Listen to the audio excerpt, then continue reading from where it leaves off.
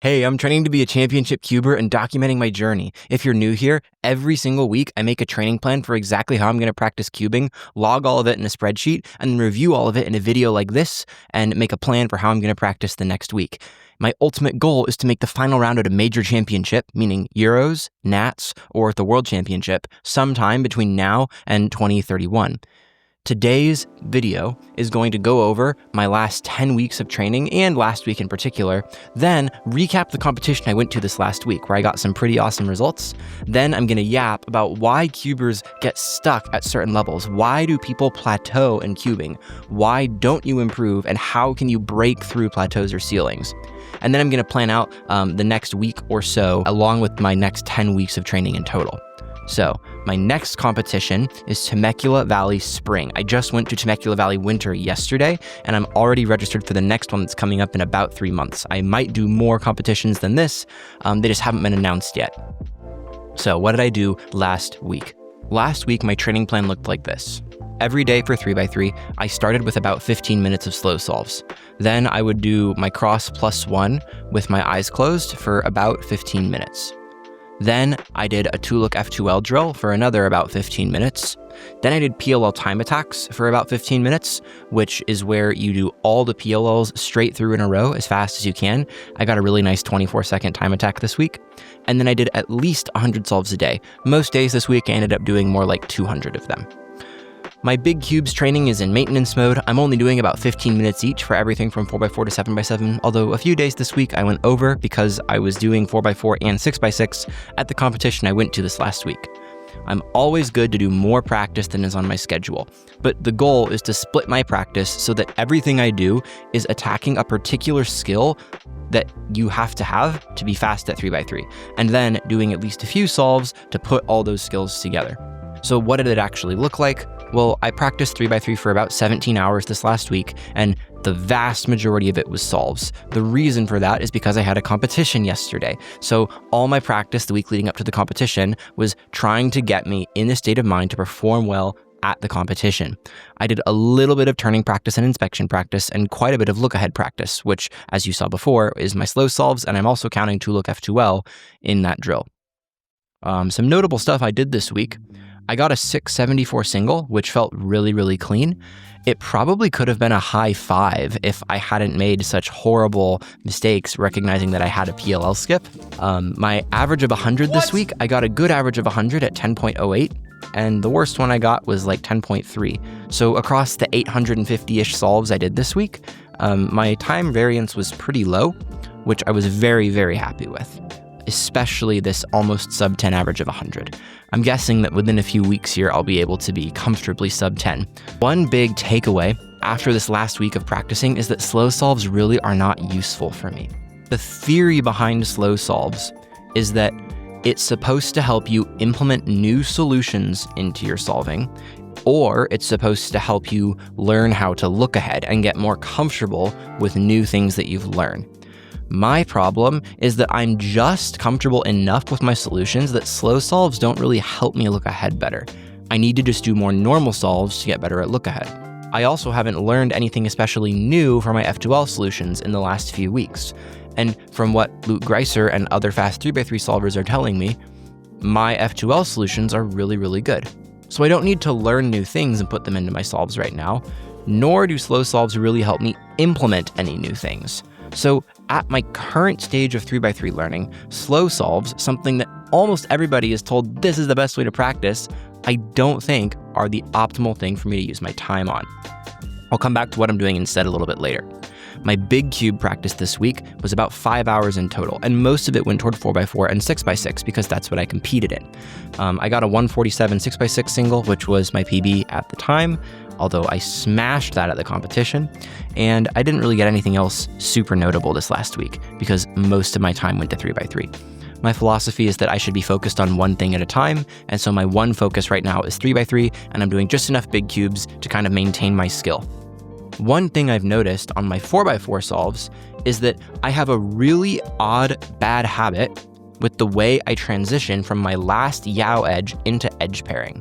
What I realized is that whenever I get to last 3 edges, I tend to set it up so that I have one edge on the right side on the top, and the other edge on the left side on the bottom. So we'll slice to the left, then insert the edge. Now my centers are misaligned like this. Here's the kicker. Not only do I almost always solve this edge that way, but then when I do 3-2-3 edge pairing, I slice this back all the way to here, and now I see this orange-blue edge, and I'm gonna look for the orange-blue piece that goes right here, which is here. So I'll insert that, and then move around the cube to the right. The problem with this, though, is that by doing that, I have to do that wide U2 slice when I start 3-2-3 edge pairing. It'd be so much better if I could get used to slicing this direction for my edges. And now, the slice that I need for 3-2-3 edge pairing is pre-made, and I can just go, this is orange-green, the other one's right here, and just keep going. Yellow-orange, and so on. But for whatever reason, almost every time I do my last yaw edge, I pair it so that I have to do a wide U2 before jumping into 3-2-3 edge pairing, which inhibits look ahead and adds an unnecessary regrip and moves. And I didn't realize I did this almost every solve until I videoed it. I need to fix that going forward. It is really, really weird that I never noticed this before now, but as I was getting ready for the competition, I started to notice this, and I realized that literally every solve, I'm throwing a second or so out the window by doing this poorly, which is a huge time drop at my speed.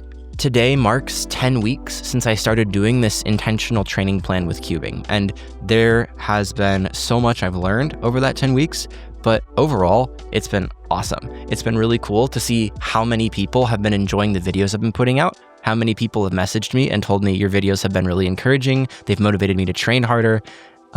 It's totally awesome. So going forward, I will be doing a lot more videos just like this every single week for the next 4 or 5 years. And knowing that the community is enjoying it makes me really, really happy. I did about 134 hours of practice at my desk with timers running over the last 10 weeks. And that includes the first week where I didn't practice very much, and week 9 where I took 5 days off to go to amusement parks with my wife. So 3x3, I did a little over 4,000 solves, which is about 50 hours total. And the most shocking thing to me here is that even though my biggest weakness at 3x3 by far right now is my ability to inspect, and I thought I was training inspection well, when I totaled up all the hours I actually practiced inspecting crosses and cross plus 1, it was only 7.5 hours across 10 weeks. That's nothing. Absolutely nothing. This is why I track everything and then look back at it, because I'm realizing that what I'm saying and what I'm doing don't match up at all. I have to boost how much I'm training my inspection, because my biggest weakness by far right now is efficiently starting my solve. I'll talk more about that a little bit later. Big cubes were mostly in maintenance mode this week, but I got a lot of new cubes over the last 10 weeks. New 4x4, new 7x7, and that made it a lot more fun than it should have been to practice those events. So that's how I ended up at about 134 hours. I'm guessing that the end of the next 10-week period will be close to double this number, because I'll be practicing a lot more. Something interesting is I wasn't actually all that consistent with how I practiced. Like I said, my inspection timing was way lower than I thought it would be. I assumed I was practicing inspection for much longer than any other skill, but in reality, I only practiced 7 hours of inspection. I kept switching what drills I was doing each week, which meant that over the course of the 10 weeks, the amount of time I dedicated to any one thing wasn't that big. That has to change going forward. Anything that will push me from a sub 10 level to a sub 8 or sub 6 level of solving is going to take a lot longer than 1 week of practice to get right. Up until now, I've been planning in terms of what am I going to do this next week, but I need to also keep roughly the same practice schedule for at least 4 or 5 weeks at a time. If I'm going to drill inspecting cross plus 1 with my eyes closed, I need to devote 4 or 5 weeks without changing what I'm doing to that, because it takes a few days just to learn how a drill works and how good or bad I am at the thing. Then, after a week or 2 of doing it, I know where my mental limits are and can push past them. So I'm really glad I did this retrospective, because I realized how much I was changing in my practice schedule and how much consistency I need to build up moving forward. Next, I want to recap the competition I went to yesterday, which was a totally awesome day. My goals going in were to have fun, which definitely happened. I wanted to be completely focused in all my 3x3 solves, not get distracted by people around me or to have my brain going to the result. And I did that even though the result was kind of bad. I wanted to fluke a fast single in 4x4 and 6x6, which definitely happened, and to not have any full-on mistakes in 4x4 and 6x6. I failed that one pretty horribly. I had a 6x6 solve where I did 2 different OLL parodies because I inserted an F2L pair wrong, so it was 5 F2L pairs and multiple OLL parodies. Not great. This was my wife's first competition, and she had a really good time. She got to know how cubing competitions work. She competed in 3x3 and Pyraminx. I met all sorts of cool people, including a lot of you guys who watched the channel. I was kind of shocked how many people came up to me and told me how much they were enjoying the videos I was making, how good they thought they were. To me, I've just been making these as kind of a little project I'm doing on the side of my cubing and hoping that people would like it. But the reception online and the amount of people that have messaged me, as well as the amount of people that came up in person, was really, really, really encouraging. I'm planning to make cubing into a full-time thing for me going forward, as it is financially viable. So seeing the support in person really reaffirmed the work that I've been doing at home, and it meant a lot. As far as events at the competition go, 3x3 was atrocious, like really, really bad. I forgot how shaky and nervous I get during the first round of a competition. 3x3 round 1 was very poor. And the afternoon round at about 4:30 p.m., I was really tired and just not solving well. It wasn't that I wasn't in a good state of mind, I was just doing poorly, which is reflective of how I normally am at home. Late afternoon or evening sessions are almost always slow. So I'm not super happy with the results, but at the same time, the goal of this competition was to just establish a baseline for myself, see how I could do. And I did that. So going forward, I'm sure I'll get better results in a future competition. I have to compete more to learn how to handle my nerves, to learn the feeling of getting on lots of adrenaline and how to compete through it. But it is still disappointing, training as much as I did for 3x3 and not even getting remotely close to a PR. But it's fine. I have a lot of years to get better at this, and this is only the beginning. 4x4 was quite solid. I got a 36.01 average and a good 31 single, but both of those have pretty big mistakes in them. The 31 single was very, very lucky. There were 3 free pairs in my F2L, and I could tell that I was on very fast pace. I started to get really nervous at the end of the solve, and I believe there was a pretty major mistake at the end of it. I'll put a video of the solve on screen here so that you can see it. The overall average was 31, 34, then I got a 48, which was tons of mistakes in that solve, another 34, and going into the last one, I was trying not to think too hard about the results, which was fine, but the last solve, I was just not mentally all there. I was a little bit unfocused, was very nervous at the end of it, and ended up with a 38. My goal was a sub 35 average, if I was being honest, and it's disappointing to me that the one average where I was on pace, I didn't lock in at the end and clutch it up, but it's okay. There's more competitions coming in the future. During the day, I sat next to Max Park, and I've known Max and his family for a little while here. A few competitions ago, I went out to dinner with him and his family, and they're really, really sweet. And as it turns out, Max and his family now live about 15 minutes away from me. They recently moved. So it was really good to talk to Max and his mom quite a bit. I'm guessing from what we talked about, there'll be some collaborative content between me and Max coming up soon, so stay tuned for that. It'll be really cool to be able to go see how Max practices and the stuff that he does. And it was also cool to watch him solve because it made it really obvious to me how many levels to the game there are above my current skill level. I've watched Max solve many times before. I've judged probably 50 or so of his solves, but sitting next to him and just watching him bang out 4 second, 4 second, 3 second, 4 second all in a row was crazy. Absolutely crazy. He is a machine with how cleanly and how smoothly he turns. So that was really, really fun. It got me in a good mindset before a couple of my big cube rounds. And speaking of big cubes, 6x6 happened. This was crazy. So my PB single before yesterday was 1 minute 47 seconds. And on screen you can see that I somehow got a 125. And this solve was double parity. I'm still kind of in shock that I did this. And the worst thing is I didn't even film the solve. Like, I am so mad at myself for not filming this one. Backstory to this solve was going into the round, I had just come off of 3x3 round 1, where I was as nervous and high adrenaline and shaky as I could possibly be, but I was in group 1 of 3x3. So there was about an hour between when I finished 3x3 and when I got called up to compete in 6x6, which gave my heart and adrenaline time to calm down, and I was in a very, very clear frame of mind by the time I went up to compete in 6x6. The first solve, I remember starting, but I really don't remember much of anything that happened during the solve. I know the solve has OLL parity because you can see it in the video my wife got of the solve. And I'm almost certain I had double parity because I remember finishing the solve and thinking, wow, that was double parity. I also remember the last 2 centers case being a really, really nice reduction into 2 2x4 blocks. And I believe the way I handled last 4 edges in this solve was reducing down to 5x5 edges, and then it was a 3 cycle from there. So I think I had several lucky cases in this solve. But I would also attribute the fact that I went so fast to the fact that I was in an extreme flow state. I'll put the video of my reaction to the solve on screen, but you can see that it took me a few seconds to even register what the timer said because my brain was just not thinking about the result.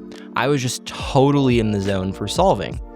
And then I realized the timer said 125, and my first thought was, well, the timer must have glitched or something. But my wife and my mom and a few friends were all watching the solve, and they all said that the timer looked good the whole time, so I assumed things were okay. I'm really thankful to Hime for taking this picture.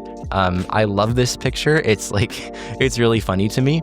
And somehow this single put me at 38 in the US for 6x6.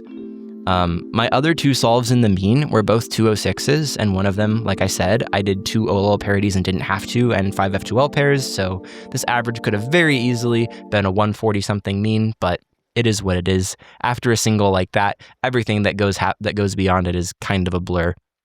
So how on earth did I manage this, right? This was, in some senses, a fluke, but it kind of mirrors other competitive experiences I've had, and I'll get to that in a second. I would put 3 main factors into why this happened. One of them was the frame of mind I was in going into the solve.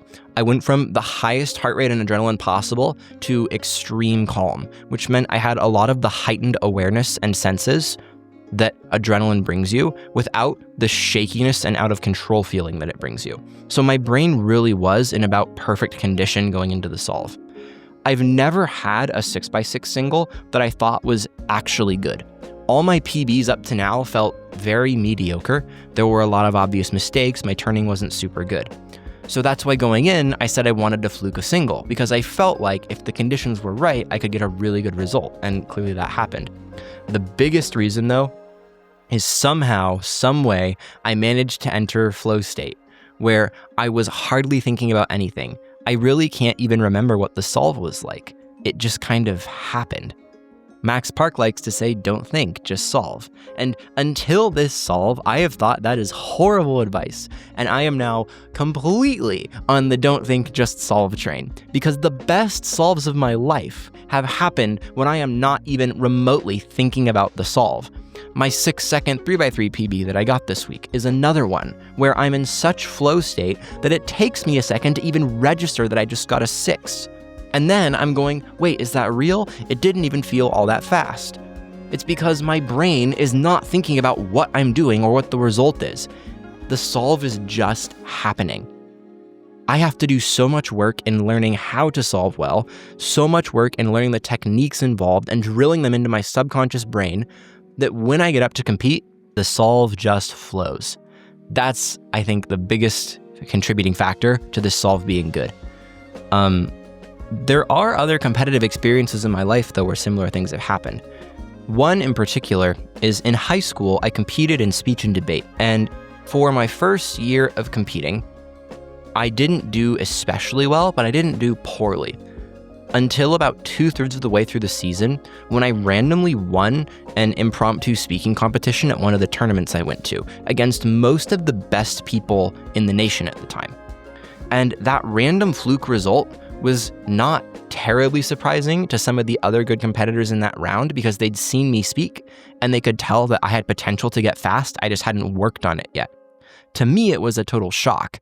And then that extremely good result drove me to grind extremely hard at the other debate events that I cared about a lot. And it took me a really long time of grinding, like another year of working pretty much all day, every day, at debate theory and practicing my speaking and learning arguments and researching stuff in order to actually start winning. I went to several tournaments with extreme preparation and only won one round out of all of mine, which is like last place. So I've experienced this before, where I put all my effort into improving at one discipline and then it doesn't pay off. Meanwhile, one of the other things that I kind of just competed in on the side for the fun of it, I randomly get an insanely good result. So this kind of mirrors my high school debate experience, except now it's my cubing experience.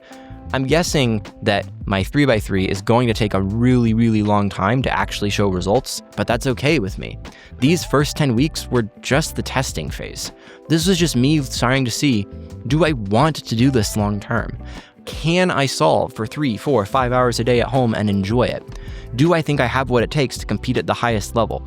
And I'm very excited about that 6x6 single because I think it should show at least some of you who have been a little bit uncertain if I can compete at a high level or not, that when the conditions are right, I have what it takes to compete very, very, very seriously. The real work starts today, and I have 290 weeks before July of 2031, when I think the World Championship's going to be that year.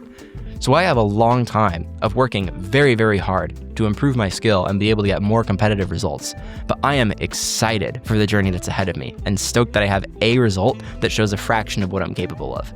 If you want to come on this journey with me and see if I can do it, learn with me, watch with me, please subscribe to the channel.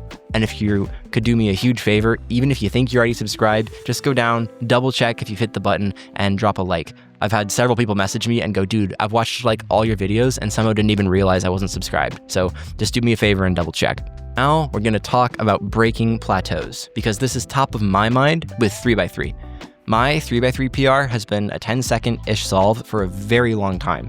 And now I want to blow past it. And my first attempt at that yesterday failed miserably. So how do you break through a time barrier? Well, I think there are 6 common mistakes that most cubers make when it comes to breaking a time plateau. The first one, and the biggest one, is not doing enough work. Most cubers vastly underestimate how much solving the fastest people do. Many people have messaged me and said, wow, you train for 4 or 5 hours a day? That seems like a lot. It is, but at the highest level of cubing, it's standard. I've talked to a number of people, like Brendan Dunnigan, who trains pretty much all day from when school is over to when he goes to bed. Kyungmin Choi, who was the best in the world at FMC for a time, told me that at his peak, he was training FMC for 8 hours every single day. Similar things for Megaminx, which he's also ranked very, very highly in. A few other top cubers I've talked to have similar stories, where during COVID or during their free time, they just rip out hundreds and hundreds of solves. Yiheng has been quoted as saying that he did on average 300 to 400 solves a day, sometimes as much as 600 to 700, on top of focused training, as he was grinding from sub 10 down to sub 6. Getting better at cubing takes a lot of work, especially as you get faster. When you're trying to get sub 40 or sub 30, the amount of work that it takes you to improve isn't all that much. That same amount of work stops helping you improve the faster you get. Because the closer you get to a 0-second solve, the harder it is to shave fractions of a second down. The second mistake is not giving your work enough time to show you results. I've started a little online group of cubers who are working together to improve. I'll tell you guys more about that in a week or two here on the channel. And something that several of them have mentioned to me is after like 3 or 4 days of training and posting in the group about what they're working on, they're like, wow, I'm already seeing results. And it's like, yeah, because you just did the same thing for like 4 days in a row, instead of doing a practice drill for 1 day and then giving up on it. Or some of them, after 7 days of practicing in a row, will say, I'm not color neutral yet. Why am I not color neutral yet? It's because it's been a week. It took me 5 weeks of practicing for like 800 solves a week in order to switch from just solving on white to being able to solve on white and yellow. You have to do a lot of work, and you have to give it way longer than you think for the work to sink in and improve your skill. Those are by far the two most common mistakes I see cubers make. But there are more. Another one is many people avoid things that will temporarily make them slower at cubing. The main reason for this isn't so much that they're lazy, but instead that they always feel a pressure to be setting PBs or PRs. The amount of cubers who talk about their PR streak or needing to set a PB is kind of silly to me. Because the way improvement works isn't that you will consistently set little PBs one at a time, each of them dropping by 0.1, 0.1, 0.1, 0.1. Improvement happens in jumps. It's a step change function. You're going to improve a ton and then spend a while building new skills and then improve a ton again. If you avoid skills that temporarily make you slower to try and keep getting incremental PBs or to keep your PR streak alive, you're never going to get way faster in the long term. But that's not really laziness. That's more being motivated by getting good times than it is by getting better at cubing. The next one is actually being lazy. It's just avoiding hard things. Without fail, every top cuber I've talked to has told me that they wish they had better inspection. From Dylan Miller, who is very fast at 3x3, I believe 15th or 16th in the world right now, to Dominic Radici, who has been on the podium for Scube at multiple major championships and is currently second in the world, to Daniel Partridge, who was second in the world for Pyraminx for a time and a phenomenal all-rounder. All of these very fast competitors have told me I wish I had better inspection. And training inspection takes focus. You literally melt your brain into learning a new skill. The skill of spatial reasoning that you have to inspect into a solve is one of the major components that determines IQ. Being good at inspection and getting better at it is literally you training to raise your IQ level. Kind of. My point with this is that most cubers know what they need to do, but there are a few skills that are very, very, very, very difficult to improve at. And it is often easier to just do more solves or just practice more of what you like to do than to choose the most effective way of practicing because it's a lot more painful. That's fine if your goal is to cube because it's fun, but my goal is to get better. So I'm going to do whatever it takes to get better, even if it's painful and long and hard. The fifth mistake I see a lot of people make is not actually solidifying their skills before they learn new stuff. I saw somebody else in my cubing group do this last week. They said, hey, I have just finished learning full PLL and now I want to learn full OLL. How do I learn full OLL? And we were talking about it and we realized, oh wait, you haven't even quite solidified how to recognize your PLLs yet.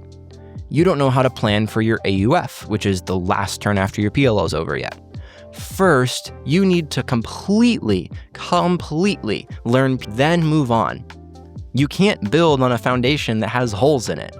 And a lot of cubers, because they're desperate to learn all these things and get way faster, fail to actually solidify each individual thing they learn. And that eventually comes back to bite you, because a building built on a foundation with tons of holes in it can't stand forever. The higher you build that structure, the more your lack of fundamentals and solid skill at the baseline, like good finger tricks and recognizing algorithms, will eventually limit you at the more complex things you have to learn. And then the last mistake that I see, and this is not super common, is not actually self-analyzing. The reason this comes last is because generally the problem is cubers are not working enough, long enough, or doing the hard things they need to do. But I still get a lot of people that say, hey, how do I know what to work on? Well, I would normally say to them, you probably know what to work on, you're just avoiding it. But if you genuinely have no idea what to work on, most people will just kind of pick something. Like, well, my look ahead's probably bad. Well, my inspection's probably bad. Instead of just filming their own solve, just film your solve. Watch how it looks, and you will very quickly pick up on what you need to do better. Just watching it from a third-person point of view does wonders for you. And it blows my mind how many people don't do this. Like, just do it once every 6 weeks. Just film like 5 solves and quickly glance over them, and you will see, oh wow, my recognition for this step is way slower than I thought it was. Oh dang, I paused for forever at this step of my solve. Just film it and watch it like once every 6 weeks. That's it. Generally, people overthink this though. Like, it's not that deep. Pick the hard thing that you're avoiding and just do it.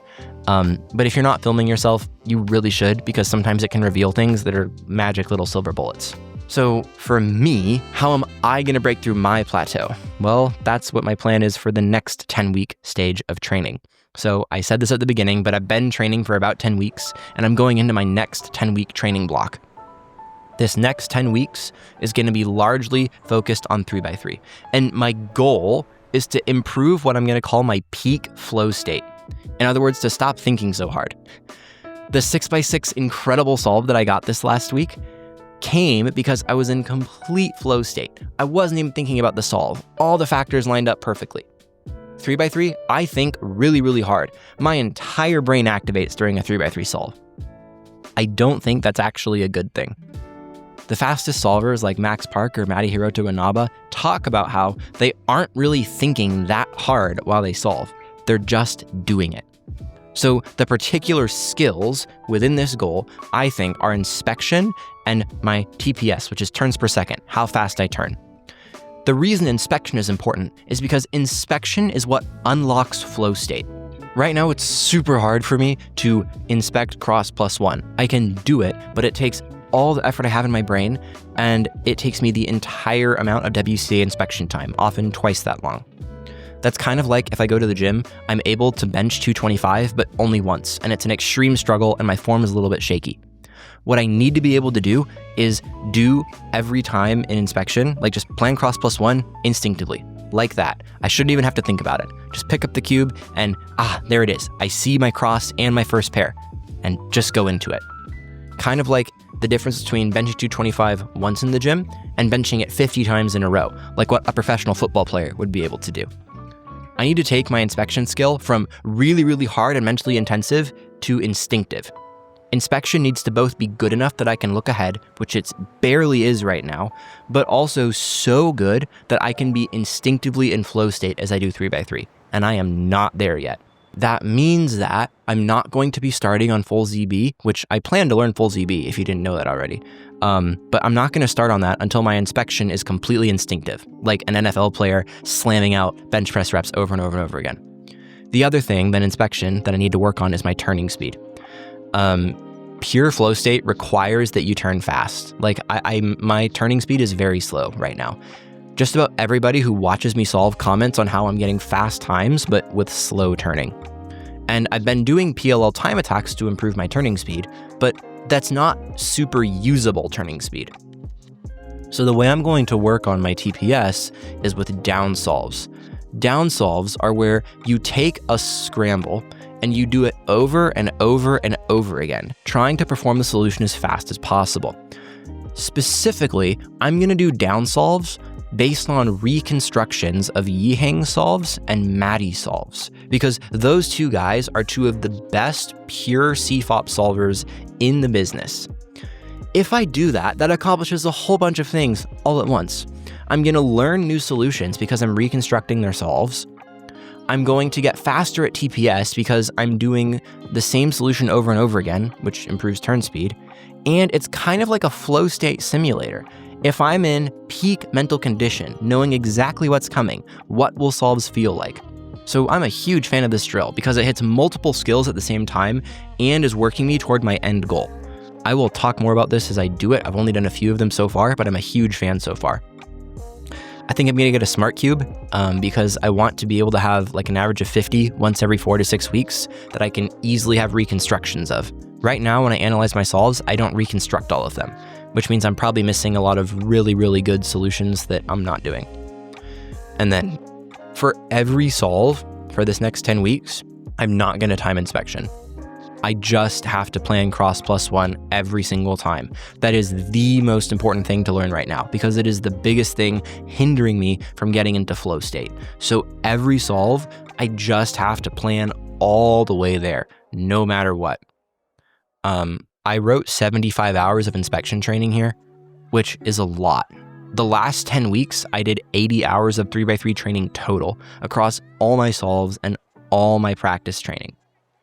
Now I want to dedicate almost that much time to just inspection. I think it's doable with how much I'm practicing a day, but like that's how much effort I want to apply to this constraint.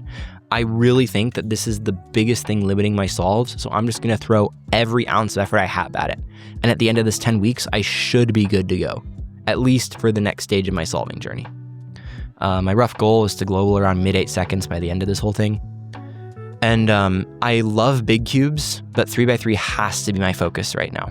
When I talked to Daniel Partridge and Dominic Radici this last week, both of them told me that even though they have been top 2 in the world for their respective main event, Pyraminx and Skube, they both think they are as good or better at 3x3 than their main event. And Daniel is ranked in like the top 1,000 for 3x3, and Dominic's in the top 100. That is an order of magnitude away from world's finals level at 3x3. And this coming from guys who were ranked second in the world for their main event. The depth of skill in 3x3 is way higher than any other event. So if I want to get to a world-class level at everything from 3x3 to 7x7, I need to put as much work as possible into the hardest one, 3x3, and then later pick up the big cubes as my 3x3 is getting way better. 3x3 will also carry over into my big cubes, so that's fine. So how am I going to practice big cubes? Well, right now, because 3x3 is the main focus, all I can really do is slowly optimize what I'm doing on big cubes. There's a whole bunch of particular skills within big cubes that I want to work on, but this basically boils down to do slow solves and actually figure out ways around all these problems that I'm trying to work through. I'll post some videos once I figure all this stuff out, but I'm nowhere close to being skilled enough at big cubes that my conscience would let me make this video. Right now, it would be the blind leading the blind, or me regurgitating what other people have learned. When I put videos out about how I inspect, or about how big cubes work, or about how to break your PRs and control your nerves in competition, it will only be once I actually know how to do it. I haven't figured out nerve control yet, so I'm not going to make a competition nerves video. I haven't broken through all these big cube problems yet, so I'm not going to make that video yet. Those things will come, just not yet. So big cubes are going to be slowly optimizing. Another note about how I've been practicing is my practice time is much higher than it was at the beginning of this 10-week period. I was doing like an hour a day during weeks 1 and 2. And at this point, I'm doing 2 sessions each day. And in total, it's like 4.5 to 5.5 hours a day of practice. This feels pretty sustainable to me. It's just taken about 10 weeks to build my mind and body up to being able to handle that much practicing in a day. At first, I was really tired after an hour and a half of solving. Now it takes me about 3 hours to get really tired, and I'm ready to go again in an hour and a half, 2 hours of rest. I'm guessing that the human mental limit for actually pushing yourself on cubing is probably 6 to 8 hours a day. I don't know for sure. That's just, me guessing. But 4.5, 5.5 hours a day feels pretty sustainable to me, at least based on the last week or two. I'm still able to go to the gym, still able to spend good time with my wife, still able to maintain my part-time work and the business stuff that I'm doing.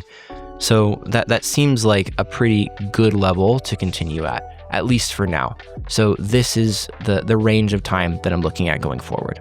I think I need to compete more. Like my next competition's like 3 months away. That's not okay. I need to get more reps under pressure. The problem is most competitions in SoCal that are coming up, I can't go to because they're full, or they're on Sundays, and I don't do Sundays because of church. So I might compete on these dates, but the competitions for those dates haven't been like publicly announced yet. I just know from the delegates that there might be some competitions on those days. So I'm hoping to get more competition rounds in. I just kind of have to decide when they're going to be and hope competitions get announced. I mentioned this before, but there are 290 weeks between now and July of 2031. So I only have 29 of these 10-week training cycles before the World Championship that year. That is going to go crazy fast. Crazy fast. 29 training cycles. That's like very, very few. And I have to learn all kinds of things. I have to learn almost 1,000 algorithms. I have to drop so many seconds off of so many events and get really skilled at my turning and my ability to visualize piece movement and recognizing algorithms and internalizing solutions, and then develop some sort of unique edge that makes me better than all these other people. There's a ton that I have to do and not a lot of time to do it in. So my phrase, patient urgency, is so important here. I have to be patient and let results come over time. Because if you look at it one way, 5 years is a pretty long time. But in another sense, I have to be urgent. because I'm going to run out of time so quickly. And with the amount of work I have to do and the amount of time I have to do it in, every single day of training is really, really, really dang important. So I'm doing everything I can to capitalize on every single day of the training. I'm starting a group online of people who I can be accountable to. I'm posting these YouTube videos so that I kind of have this external shame of like, oh, I didn't practice this week and I got to tell everyone about it. I'm rearranging my schedule. My wife is excited about it and on board with it. I want to turn cubing into the main source of my financial income. Like, I want to do everything I can so that my life forces me every day to get out of bed and have to become the best cuber I'm humanly capable of doing. And yet, be patient and let the results come in 4 to 5 years from now, at least. So, with that being said, what am I doing next week? The individual urgent things I need to do. Well, inspection, obviously. I'm going to try to do 100 cross+1 blindfolded attempts in a day. Scramble the cube, solve cross+1 with my eyes closed. But I have to get 25 of them right in a row. That's going to be the hard part, I think. So if I get to 100 cross+1 blind attempts and I haven't done 25 of them in a row successfully, then I have to keep going until I get 25 in a row. If this is completely impossible, then I'll adjust the goal, but this seems like a good goal in my head to keep me engaged the whole time. If I don't have this 25 in a row rule, I'll just phone it in and do a lot of these and give up on the hardest ones. I know myself, I regress to the lowest level possible. This requirement right here will force me to be engaged the whole time. Downsolves, I'm going to do 3 Yihang downsolves a day this week. I'll do Maddie later. There's a really good video of Yihang doing an average of 100 with reconstructions for every solve. I don't love the channel that it's on, but the video is just really, really useful.